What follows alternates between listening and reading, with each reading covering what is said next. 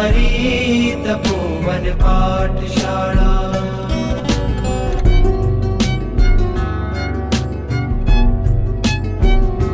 चंद्रशेखर गुरुमा जेना छे स्वप्न द्रष्टा, जीत रक्षित गुरुजी स्नेहथी सिंचन करता। વિકસતી જ્યાં સદાય ગુણોની હાર માળા, એવી મારી તમારી તપોવન પાઠશાળા। શાસ્ત્ર સ્વાધ્યાય નિષ્ઠિન જ્ઞાનના જ્યાં જવાળા, એવી મારી તમારી તપોવન પાઠશાળા।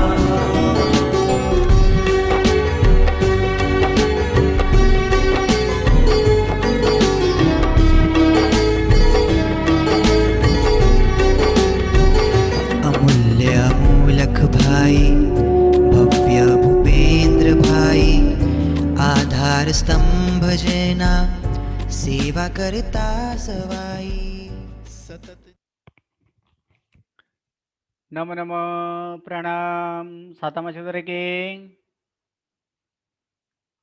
प्रणाम सर, आप सातामा? देव गुरु प्रणाम पसाय। गुरुजी। सातामा છો? नमो रिहंतानम, नमो सिद्धानम, नमो आयर्यानम, नमो वज्रायानम, नमो लोहे सब्ब साहूनम, एसो पंचन मुक्कारो शब्द पापपणासनो, मंगलानं च सर्वेसिं पढमं हवै मंगलम।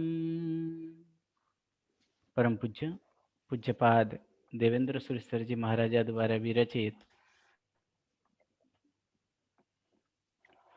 षडशीति નામનો પહેલો ચતુર્થ કર્મગ્રંથ, અને એ ચોથા કર્મગ્રંથમાં પ્રથમ આપણે જોયા કે જીવસ્થાનક ઉપર ગુણસ્થાનક, યોગ, ઉપયોગ, લેશ્યા, બંધ, ઉદય, ઉદીર્ણા અને સત્તા. હવે 62 માર્ગાના જે છે એ 62 માર્ગાના ઉપર જીવસ્થાનક આદિ આપણે જોશું. તો સૌ પ્રથમ આપણે જીવસ્થાનક જોઈએ છીએ જે 13 માર્ગના, તે 13 માર્ગનાની અંદર દેવગતિ, નરકગતિ, મતિશ્રુત, અવધિ જ્ઞાન, વિભંગ જ્ઞાન, અવધિ દર્શન, પદ્મ શુક્લ લેશ્યા, ઉપસમ, ક્ષયોપસમ, છાયિક સમ્યક્ત અને સંજ્ઞી. આ 13 માર્ગના સ્થાનકમાં જીવસ્થાનક માત્ર 2 જ છે. કયા? તો પર્યાપ્ત સંઘની પંચેન્દ્રિય અને અપર્યાપ્ત સંઘની પંચેન્દ્રિય જીવોને જોઈ. એમાંથી સૌ પ્રથમ આપણે જોયું હતું કે દેવગતિ આદિ, જે દેવગતિ, નરકગતિની વાત, કે હવે વિભંગ જ્ઞાન જે છે કે વિભંગ જ્ઞાન, મતિ જ્ઞાન, શ્રુત જ્ઞાન, અવધિ જ્ઞાન અને અવધિ દર્શન, અર્થાત મતિ શ્રુત જ્ઞાન, અવધિ જ્ઞાન, વિભંગ જ્ઞાન અને અવધિ દર્શન, આ માર્ગનામાં પણ તે કોને તો સંઘની પંચેન્દ્રિય એટલે સંઘની પર્યાપ્ત અને અપર્યાપ્ત આમ 2 જીવ ભેદ જ હોય છે.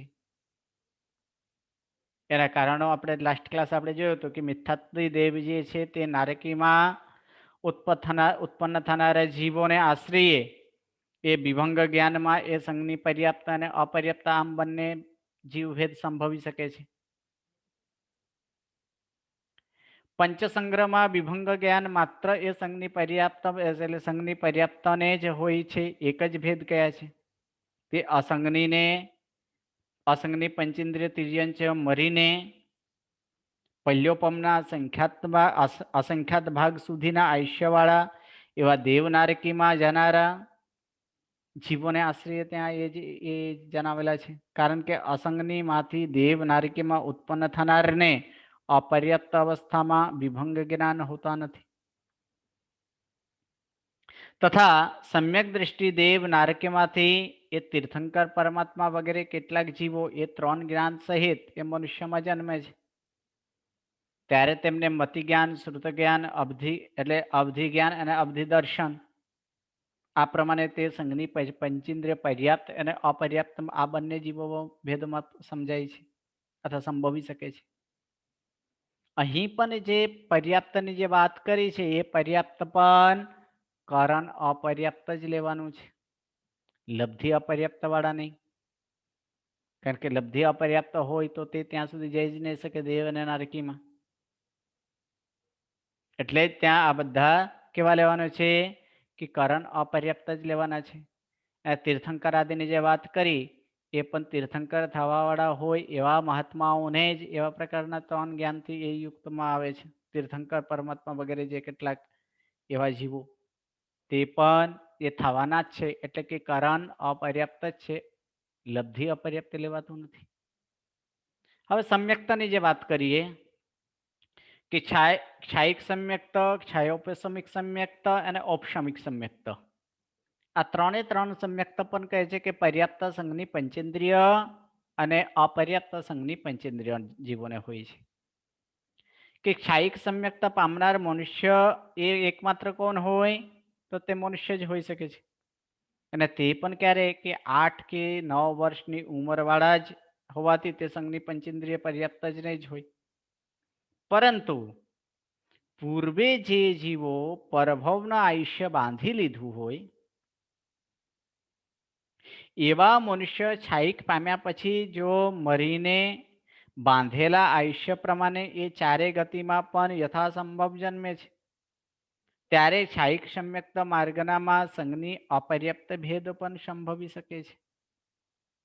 તેથી ક્ષાયિક માર્ગનામાં એ સંઘની પંચેન્દ્રિય પર્યાપ્ત અને અપર્યાપ્ત આ બંને ભેદ સંભવે છે.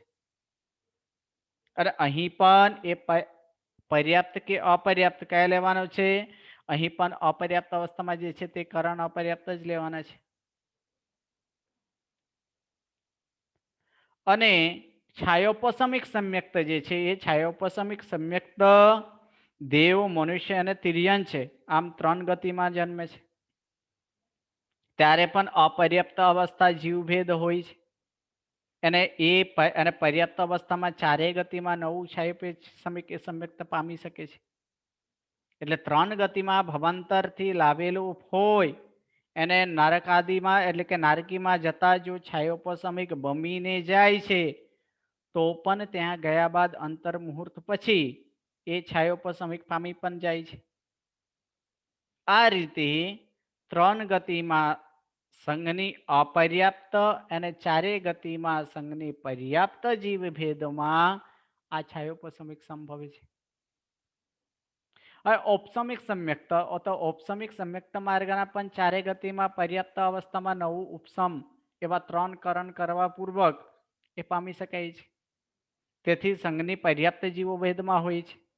અને ઉપશમ શ્રેણીમાં ચડેલા મનુષ્ય જો એનો ભાવ ક્ષય થાય અર્થાત 11મા ગુણસ્થાનકથી એ ભાવ ક્ષય થાય તો તે આયુષ્ય પૂર્ણ થવાથી એ મરીને અનુત્તરમાં જાય છે.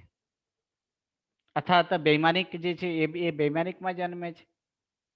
ત્યારે અંતર્મુહૂર્ત સુધી એ ઉપશમ સમ્યક્ત હોય છે. તેથી અપર્યાપ્ત અવસ્થા જે છે એ અપર્યાપ્ત અવસ્થામાં પણ આ સંભવી શકે છે, ઔપશમિક સમ્યક્ત સંભવી શકે છે. એમ ઉપશમિક સમ્યક્તમાં પણ આ સંઘની પંચેન્દ્રિય પર્યાપ્ત અને સંઘની પંચેન્દ્રિય અપર્યાપ્ત આ 2 ભેદ જ સંભવી શકે.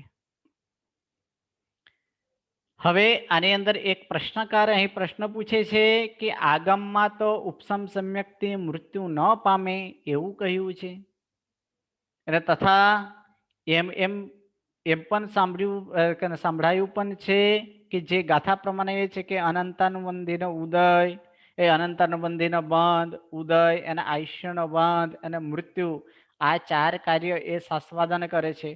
પરંતુ ઉપશમ સમ્યક દૃષ્ટિ 4 માંથી એક પણ કાર્ય કરતો નથી.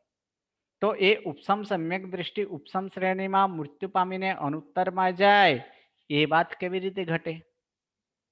અને અપર્યાપ્ત તો એ અપર્યાપ્ત જીવભેદ જ કેમ ઘટે?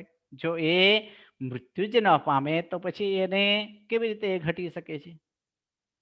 તો અહીં જે ઉપશમ સમ્યક્તને જે ઉપશમ શ્રેણીની જે વાત કરી છે અથવા ઉપશમ સમ્યક્તમાં તો એ જે ઉપસમ છે એ ઉપસમ સમ્યક દ્રષ્ટિ અર્થાત ક્યાં મૃત્યુ પામે?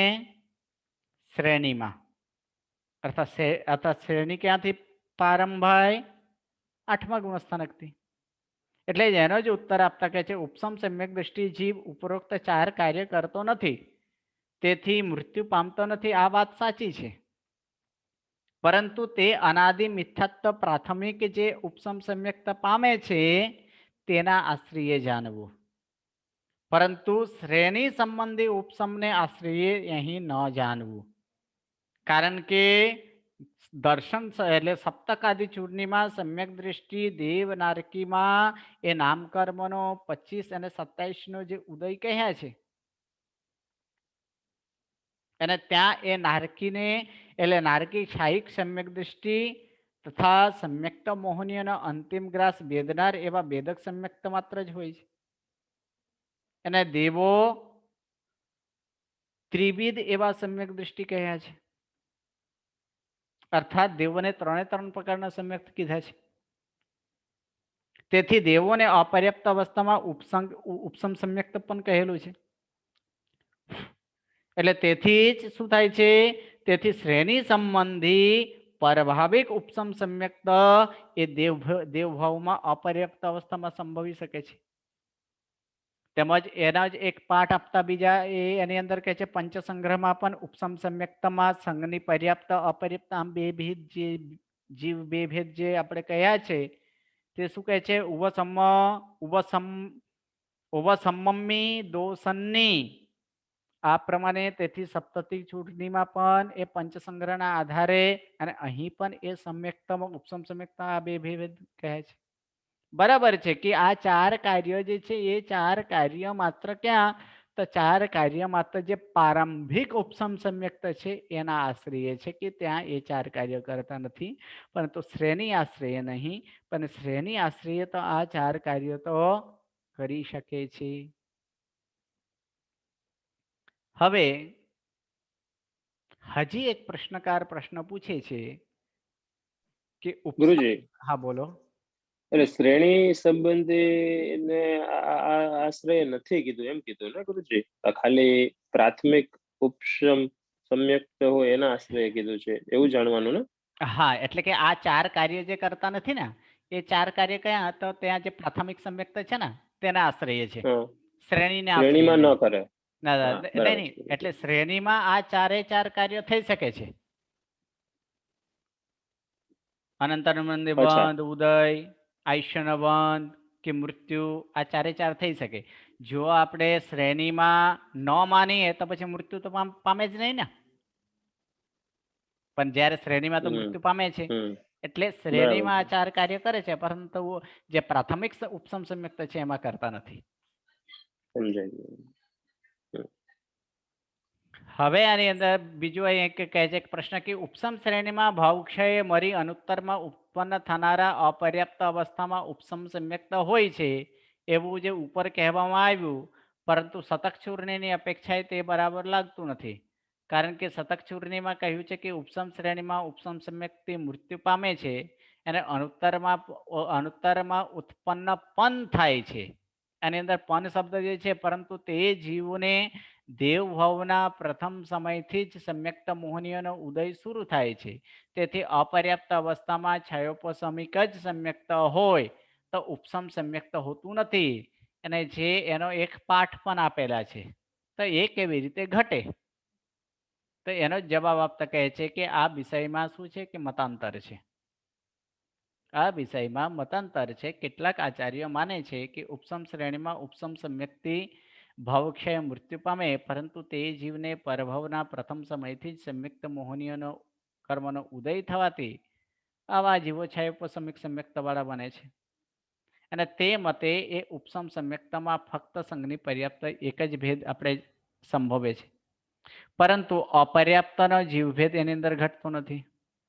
આવો જે મત છે તે શતક ચૂર્ણી આદિનો છે. અને બીજા કેટલાક આચાર્યોનો મત એ પ્રમાણે છે કે અનુત્તરમાં જતા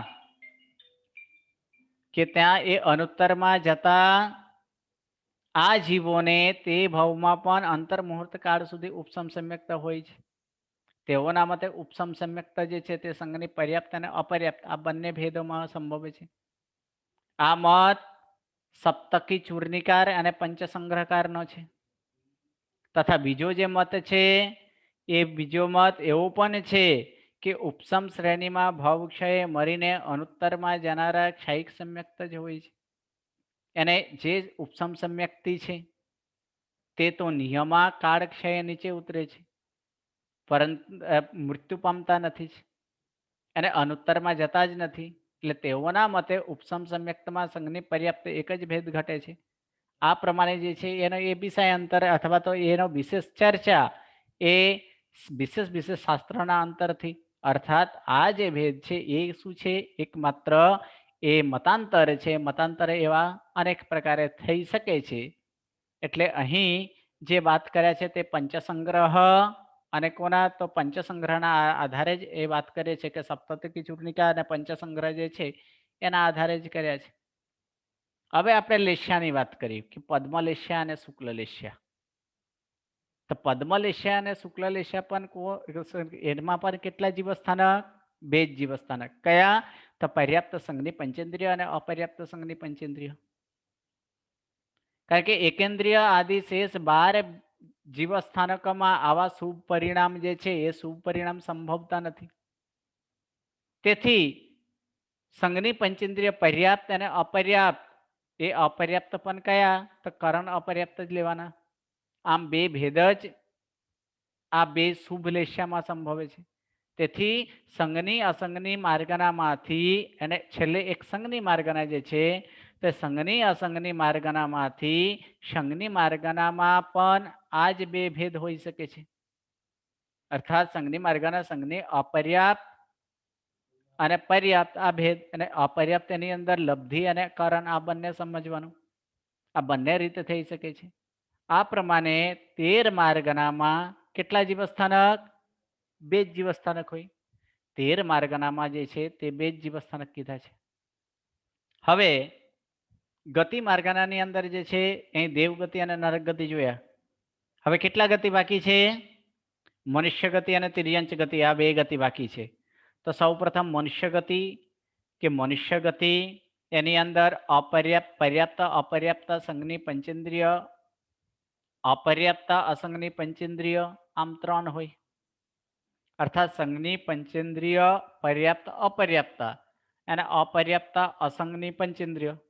કારણ કે મનુષ્ય જે છે એ મનુષ્ય કેવા હોય કે મનુષ્ય ગતિ માર્ગનામાં પણ તે સંઘની દિક અર્થાત સંઘની અપર્યાપ્ત અને પર્યાપ્ત આ 2 ભેદ તો હોય જ, એના સાથે સાથે એવા અપર્યાપ્ત અસંઘની પંચેન્દ્રિય જ હોય. કારણ કે અસંઘની પંચેન્દ્રિય મનુષ્ય કેવા હોય છે? જે સમૂર્છિમાં જ હોય. એને સમૂર્છિમ વાળા કેવા હોય? હંમેશા અપર્યાપ્ત જ હોય. એટલે તેઓને શું છે કે એ ગર્ભજ જે છે તે ગર્ભજના જ મળ મૂત્ર બિષ્ટા શ્લેષ્મ બમન આદિ જે આપણે ખરાબ સ્થાન છે તે સ્થાનથી ઉત્પન્ન થનારા છે તે પંચેન્દ્રિયને.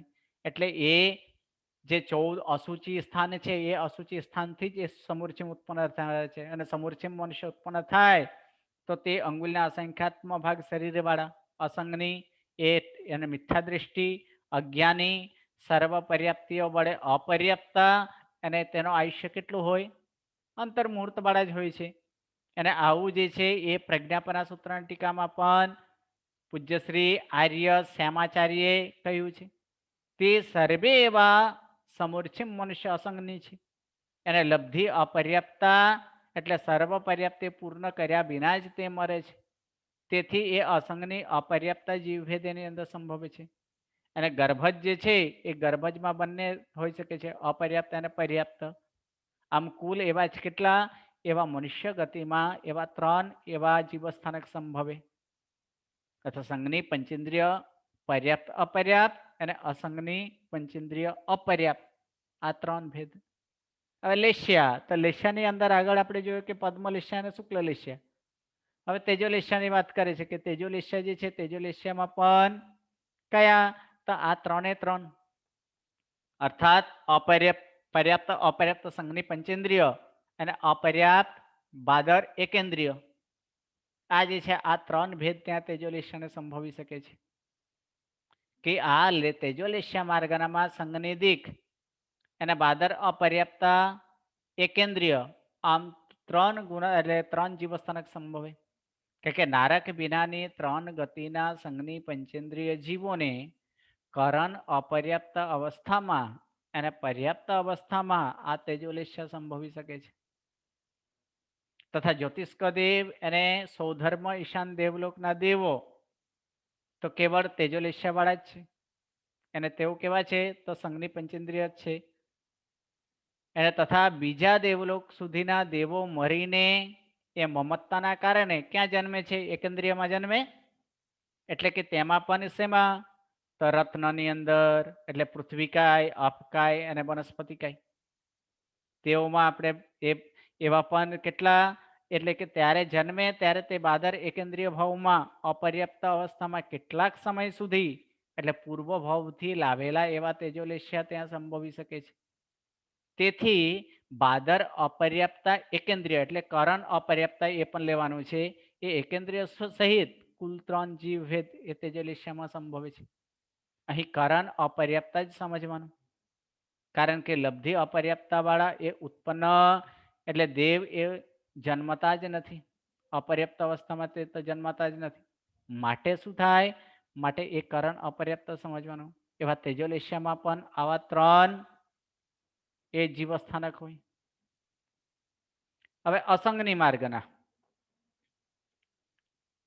તેની અંદર અસંગની માર્ગનામાં પણ પર્યાપ્ત અપર્યાપ્ત સંઘની પંચેન્દ્રિય સિવાયના જે 12 છે એ 12 એમને હોય કારણ કે બાકીના 12 કેવા છે માત્ર એક પંચેન્દ્રિય સંઘની પંચેન્દ્રિય પર્યાપ્ત અને અપર્યાપ્ત જ સંઘની છે બાકી બધા અસંગની છે એટલે બાકીના બધા જ બેઇન્દ્રિય તેઇન્દ્રિય ચૌરેન્દ્રિય આદિ જેટલા છે એ બધા જ કેવા છે તો તેઓને 12 જે છે એ 12 હોઈ શકે છે એટલે કાય માર્ગનામાં પૃથ્વી કાય આદિ 5 સ્થાવર ઇન્દ્રિય માર્ગનામાંથી એકેન્દ્રિય આમ પ્રથમના જે 4 જીવસ્થાનક એ પ્રથમને એને 4 જીવસ્થાનક હોય છે સૂક્ષ્મ અપર્યાપ્ત અને સૂક્ષ્મ પર્યાપ્ત બાદર અપર્યાપ્ત અને બાદર અપર્યાપ્ત આ ચાર જીવસ્થાનક તેઓને જાણવાનો કોને કાય માર્ગનાની અંદર પૃથ્વીકાય આદિ જે 5 સ્થાવર છે કયા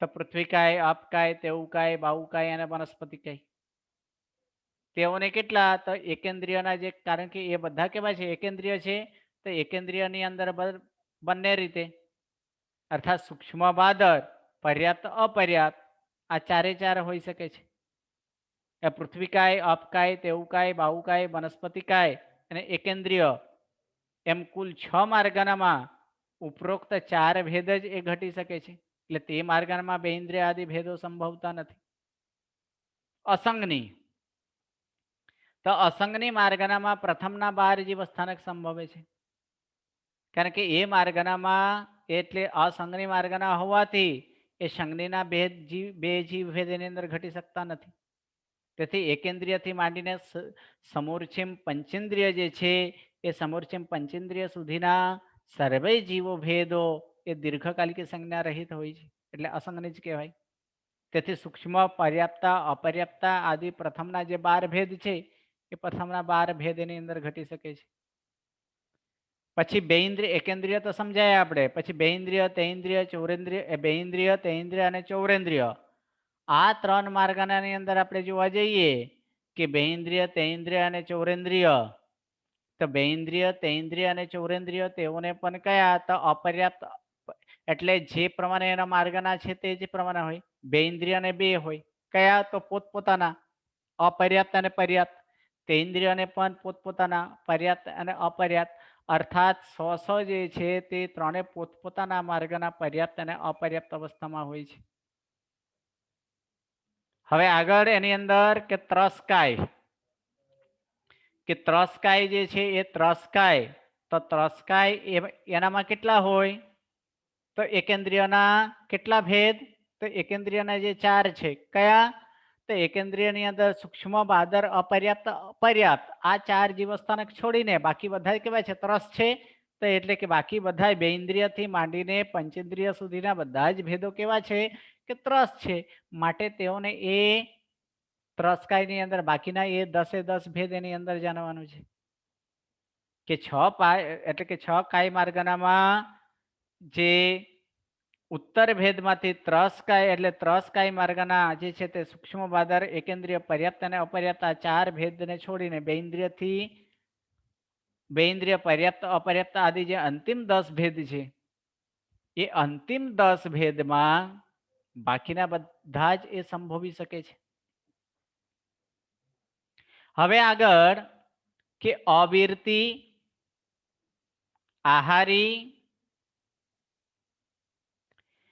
તિર્યંચ ગતિ, કાયયોગ, ક્રોધાદિ 4 એવા કસાય,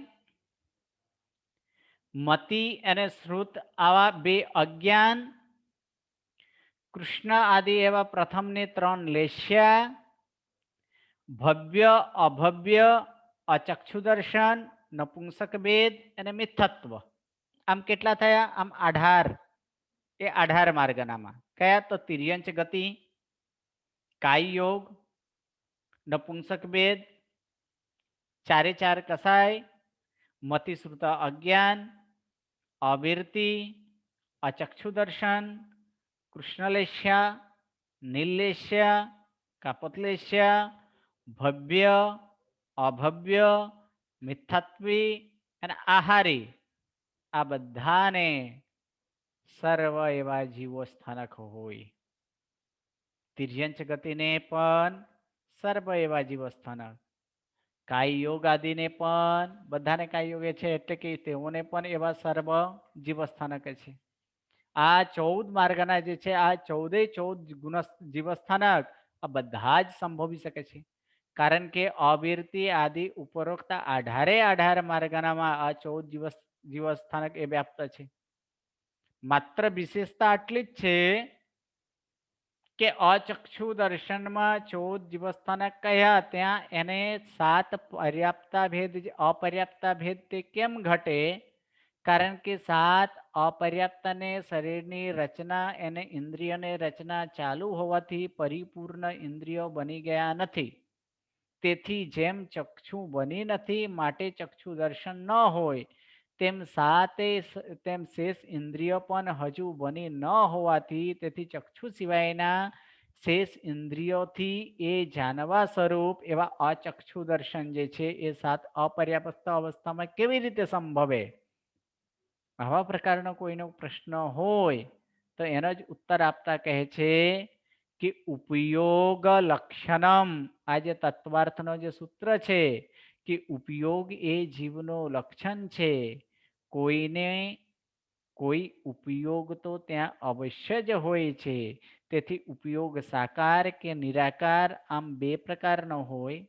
વિગ્રહ ગતિમાં અને ઇન્દ્રિય રચનાના ન થાય ત્યાં સુધી આ અપર્યાપ્ત અવસ્થામાં પૂદગલથી બનેલી એવા દ્રવ્ય ઇન્દ્રિયના અભાવ ભલે હોય છતાં એ જ્ઞાનાવરણીય કર્મના ક્ષયોપસમજન્ય એવા ભાવેન્દ્રિય જે છે એ ભાવેન્દ્રિય હોવાથી જેમ મતિ, શ્રુત, અવધિ આદિ એવા સાકાર યોગો હોય તેમ દર્શનની અંદર પણ દર્શનાવરણીય કર્મના ક્ષયોપસમજન્ય એવા નિરાકાર ઉપયોગ રૂપ એવા દર્શન પણ એ ભાવેન્દ્રિયના આશ્રય હોય છે.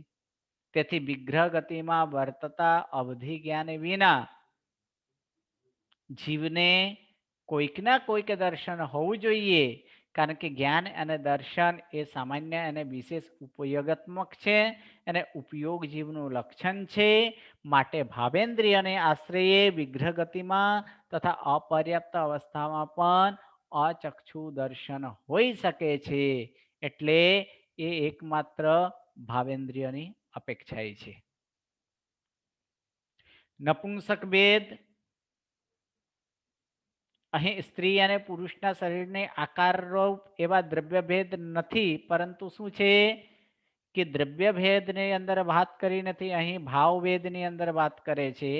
અર્થાત ભોગ સુખ એટલે ભોગની અભિલાષા રૂપ જે ભાવ ભેદ છે એ ભાવ ભેદ એને એ ભાવભેદે જ જાણવાનું, કારણ કે એકેન્દ્રિય આદિ સર્વ એવા જીવસ્થાનકોમાં કેવા છે કે તેના બંને એવા ભોગ સુખની અભિલાષા રૂપ એવા અવ્યક્તપણે નપુંસક વેદ જ હોય છે. કારણ કે છઠ્ઠા કર્મગંધમાં પણ નપુંસક વેદના ઉદયના ભાંગા એ સર્વત્ર ગણેલા છે. હવે મિથ્યાત્વ કે મિથ્યાત્વ માર્ગના જે છે એ મિથ્યાત્વ માર્ગનામાં પણ સર્વ જીવો ભેદ હોય છે. ત્યાં એકેન્દ્રિય આદિથી જીવોમાં અનાભોગ મિથ્યાત્વ જાણવાનું, કારણ કે વિશિષ્ટ ચૈતન્ય શક્તિ ન વિકસેલી હોવાથી તત્વના જ્ઞાનરૂપ એવા જે તત્વના જે જ્ઞાન છે એ જ્ઞાનનો અભાવ છે, એટલે એ અભાવરૂપ ત્યાં મિથ્યાત્વ છે. આવા 18 માર્ગનામાં એટલે 7 અપર્યાપ્તા જે લીધા તે લબ્ધિ અને કરણ આ બંને અપર્યાપ્તની અપેક્ષાએ સંભવી શકે છે. આ પ્રમાણે એ 18 માર્ગનામાં એ 14 જીવસ્થાનક સંભવે. હવે કેવલદિક 5 સંયમ, मन पर्यवज्ञान, देशबीरती, मनयोग અને મિશ્ર સમ્યક્ત જે છે, આમ કુલ 11 જે માર્ગના એ 11 માર્ગના માત્ર પર્યાપ્ત સંઘની પંચેન્દ્રિય જીવોને જ હોય. કેવલદિકની અંદર વાત કરીએ કે કેવલ જ્ઞાન અને કેવલ દર્શન એ કોણ પ્રાપ્ત કરી શકે છે? મનુષ્ય પર એવા કેવા મનુષ્ય જે સંઘની પંચેન્દ્રિય પર્યાપ્ત થયેલા એવા મનુષ્ય જ પ્રાપ્ત કરી શકે છે. આ જ પ્રમાણે મન પર્યાપ્ત જ્ઞાન પણ કોને થાય? સંયમી મહાત્માને જ થાય, અને સંયમી મહાત્મા એ પણ મનુષ્યાદિ છે, એટલે કે એ પણ કયા તો પર્યાપ્ત સંઘની પંચેન્દ્રિય ને જ હોય છે. મનયોગ એ મનયોગનો ઉપયોગ ક્યારે એ કરી શકે? એ પણ ક્યારે? તો એ પણ શું છે કે સંઘની પંચેન્દ્રિય જીવોને આશ્રય જ છે. પછી 6 પ્રકારનો જે સંયમ છે, એટલે એની અંદર કયા? તો જે 5 સંયમ, એટલે 5 સંયમની અંદર સામાયિક, છેદોપસ્થાપનીય, પરિહાર, વિશુદ્ધિ, સૂક્ષ્મ સંપ્રદાય અને યથાખ્યાત, આ 5 ચારિત્ર. એટલે આ 5 ચારિત્ર જે છે, આ 5 ચારિત્ર તે પણ કોને હોય છે? સામાયિકની વાત કરીએ એટલે કે નાની દીક્ષા, એ પણ કોને હોય? મનુષ્યને જ હોય છે. કારણ કે દેવ અને નારકની અપેક્ષાએ તો હોઈ જ ન શકે. તિર્યંશ પણ એવા પ્રકારનો સામાયિક આદિ ન કરી શકે. માટે કોણ છે? તો મનુષ્યને જ છે. સામાયિક, છેદોપસ્થાપનીય, પરિહાર, વિશુદ્ધિ, સૂક્ષ્મ સંપ્રાય, યથાખ્યાત, અને એ મનુષ્ય કેવા છે? પર્યાપ્ત સંઘની પંચેન્દ્રિય છે. માટે એવુંને પણ એ પર્યાપ્ત સંઘની પંચેન્દ્રિય આશ્રયને જ છે. એટલે અહીં કેવલ જ્ઞાન, કેવલ દર્શન, સામાયિક, છેદોપસ્થાપનીય, પરિહાર, વિશુદ્ધિ, સૂક્ષ્મ સંપ્રાય, યથાખ્યાત ચારિત્ર, મન પર્યવજ્ઞાન, દેશબીરતી, મનયોગ અને મિશ્ર સમ્યક્તા, આમ કુલ 11 માર્ગના માત્ર 1 સંઘની પંચેન્દ્રિય પર્યાપ્ત જ ઘટે છે. શેષ 13 જીવસ્થાનકમાં કેવલ જ્ઞાન આદિ આવા જે છે, કેવલ જ્ઞાન, કેવલ દર્શન નથી, સામાયિક આદિ 5 ચારિત્ર નથી, મન પર્યવજ્ઞાન નથી, દેશબીરતી આદિ નથી, એટલે કે તેથી અહીં સંભવતા નથી. અહીં કેવલ જ્ઞાન અને કેવલ દર્શન જે છે એ સંઘની પંચેન્દ્રિય જીવભેદમાં જ સંભવે છે, બીજી ક્યાંય સંભવતા નથી. અને તે પણ દેશાંતરમાં જે મન પર્યવજ્ઞાની જે એને અનુત્તરવાસી દેવોએ પૂછેલા પ્રશ્નોના ઉત્તર આપવામાં આવે એટલે મનોવર્ગના જે પૂદગલજન્ય અહીં જે વાત કરી છે કેવલ જ્ઞાન અને કેવલ દર્શન એ સંઘની પંચેન્દ્રિય, ત્યાં તો કેવલી તો કેવા છે? નો સંઘની, નો અસંઘની. તો આની અંદર નો સંઘની, નો અસંઘની જે વાત કરી છે, તો પછી અહીં તો એ તો સંઘની પંચેન્દ્રિય ભેદ જીવ ભેદમાં તમે લો છો. તો હા, કે ત્યારે તે દ્રવ્ય મનના ઉપયોગે શું કરે છે? દ્રવ્ય મનના ઉપયોગે તેઓના ઉત્તર આપે છે.